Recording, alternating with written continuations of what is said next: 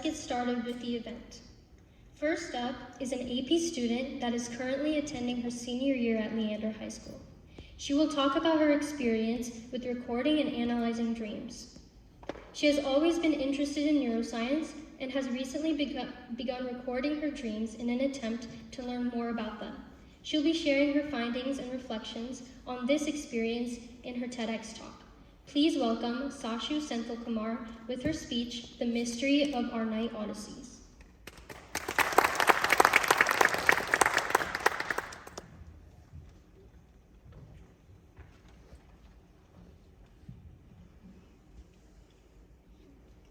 The Mysteries of Our Nightly Odyssey.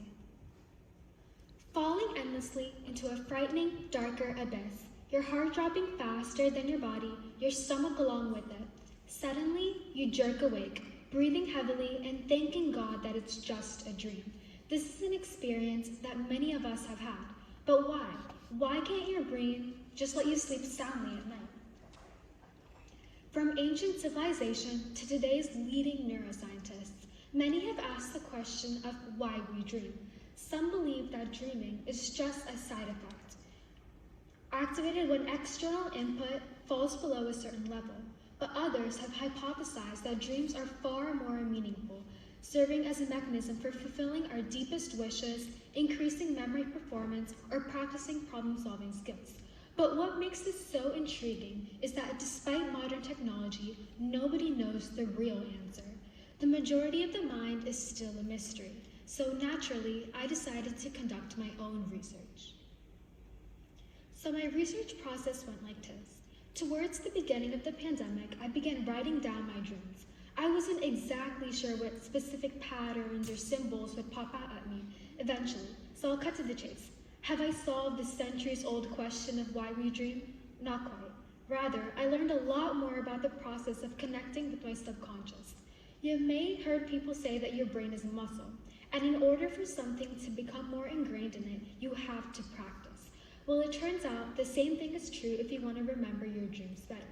For the first few months, I couldn't seem to pinpoint exactly what was going on in my dreams, or who was there, or what was happening.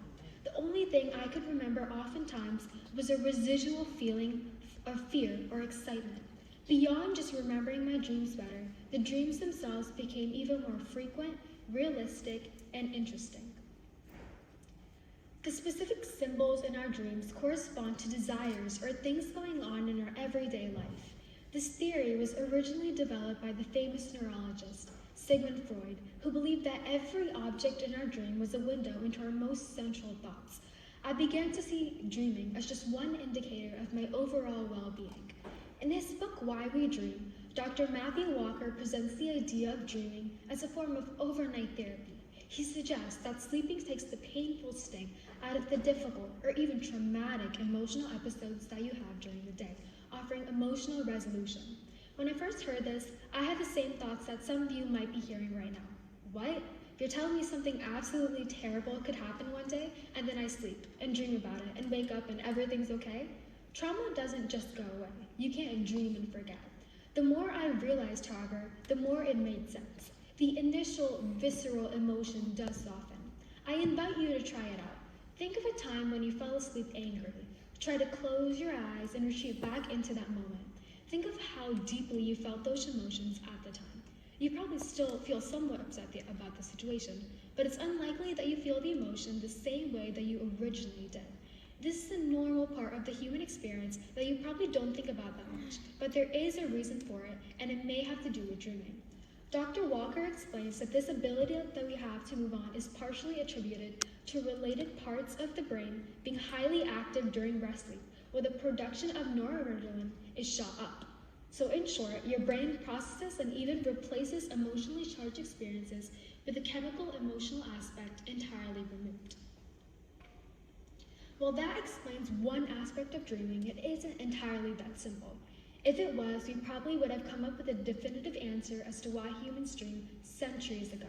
But what makes this question so difficult is the ambiguity of it. The way that I experience my dreams is probably entirely different from the way that you experience yours. Each brain is unique. So if anything I said resonated with you, whatever it may be, in the last 5 minutes, Taking just a couple minutes at the beginning of each day to record your dreams will help form a deeper connection with your subconscious self. You'll learn about yourself, how your brain processes information, and maybe, just maybe, unravel this conundrum of a question once and for all. Thank you.